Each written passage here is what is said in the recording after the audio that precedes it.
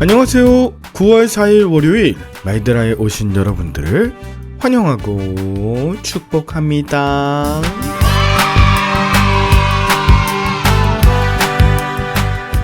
여러분은 이번 한 주 어떤 특별한 계획이 있으신가요? 저는 오늘 희망넷 캠프를 위한 토론 준비 교육이 있어 동수원 교회에 갑니다. 또 내일은 쌍둥이 발달장애 검사 결과, 또 목요일에는 이삭이 심장 초음파 검사를 받으러 각각 병원에 방문할 예정이고요. 그러고 보니 9월에는 희망넷 준비와 아이들 병원, 노예와 시찰회 행사들이 있는데요. 모든 일정 속에서 하나님의 역사하심과 동역자들 만날 것을 기대합니다. 모쪼록 오늘도 고린도 후서를 통해 주시는 말씀의 능력을 공급받으시길 바라며 오늘의 마이드라를 힘차게 시작해 보도록 하겠습니다. 자, 출발!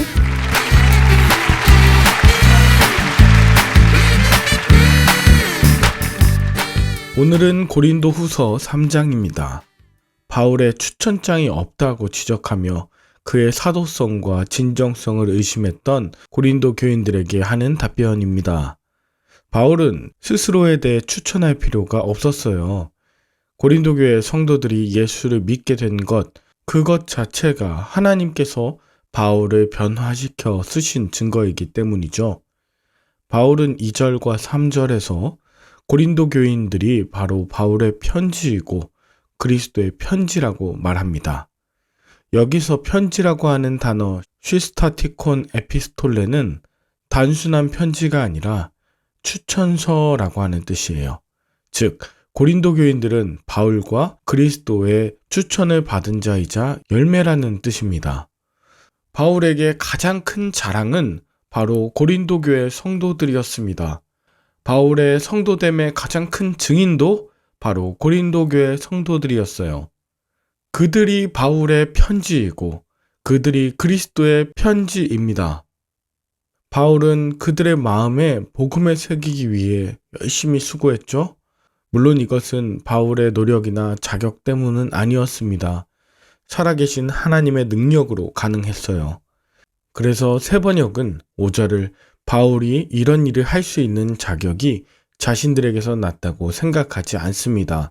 우리의 자격은 오직 하나님에게서 난다 라고 번역했습니다. 하나님은 바울을 새 언약의 일꾼으로 삼으셔서 성령으로 생명을 살리는 일을 맡기셨어요.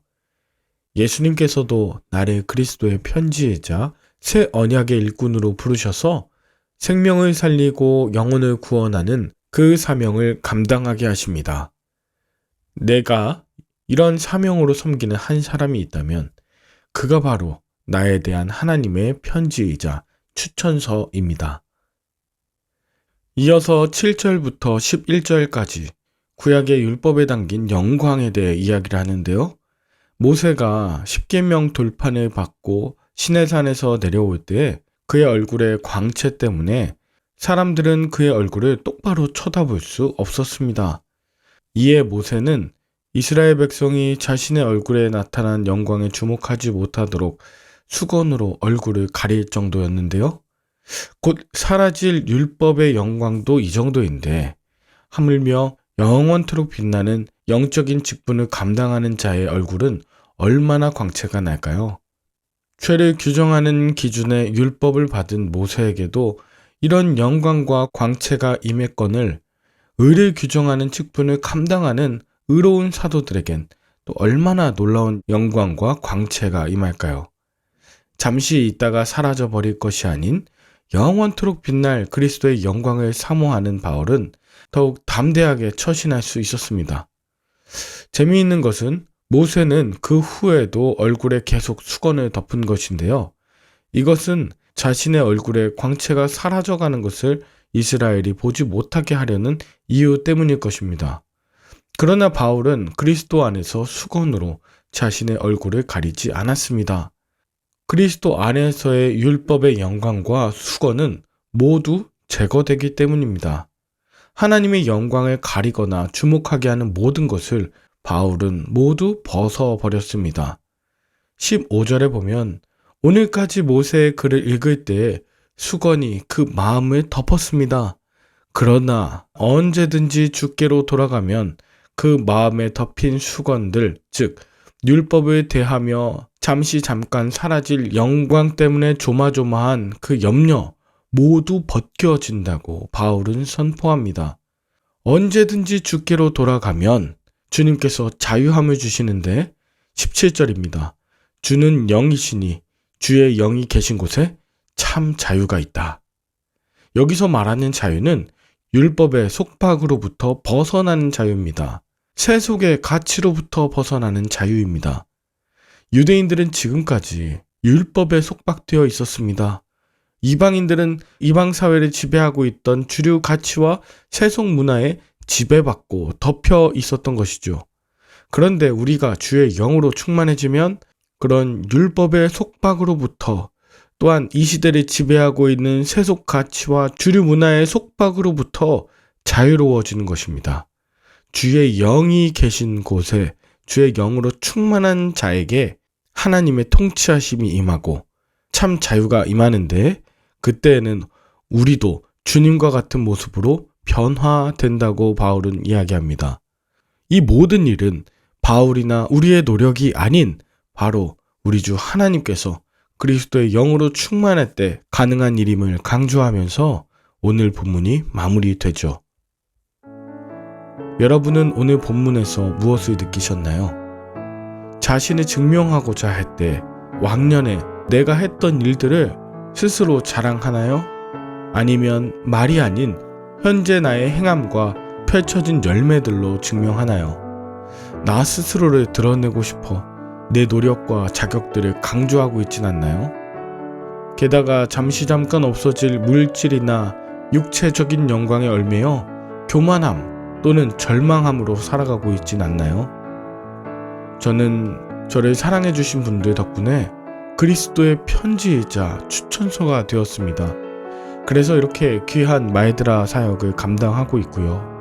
또 지금도 복음을 전하는 일에 가장 자랑스럽게 여길 만큼 매일매일 꾸준히 훈련되어 가고 있답니다. 말드라를 들으시는 여러분들은 저의 추천인이자 또 예수 그리스도의 추천서들이십니다. 또 하나, 예수님께로 돌이키지 못하도록 내 마음을 가리는 수건이 무엇인지, 하나님의 영광만 드러나도록 가려야 하는 나의 얼굴이 무엇인지 돌아보게 되었습니다. 내가 아니라 오직 예수 그리스도, 교리나 율법의 굴레에서 나를 그리스도의 형상으로 회복시키기 위해 엎드리고 또 엎드려 말씀으로 나를 조명하는 내가 되길 원합니다. 오늘도 저와 여러분의 하루가 그리스도의 추천서들 다 되시길 바라고 율법이 아닌 오직 복음을 위하여 오늘도 성령 충만하시길 마음 다해 축복합니다. 함께 기도할까요? 하나님 아버지, 저를 그리스도의 추천서로 또 새 언약의 일꾼으로 삼으셔서 사람을 살리는 구원 사명을 주심에 감사합니다. 저에게 허락하신 의의 직분을 귀히 여기고 주님의 영광만을 구하며 이 직분을 감당하는 삶이 참으로 영광스러운 인생임을 잊지 않게 하여 주옵소서. 주님을 향한 저의 마음을 덮고 있는 수건이 있다면 성령의 바람으로 날려 벗겨주시고 날마다 저의 속사람이 주님의 형상을 닮아 회복하게 하여 주시옵소서. 감사를 드리며 예수님의 이름으로 기도합니다. 아멘. 오늘도 좋은 하루 보내시길 바라며 저는 내일 다시 찾아뵙도록 하겠습니다. 샬롬.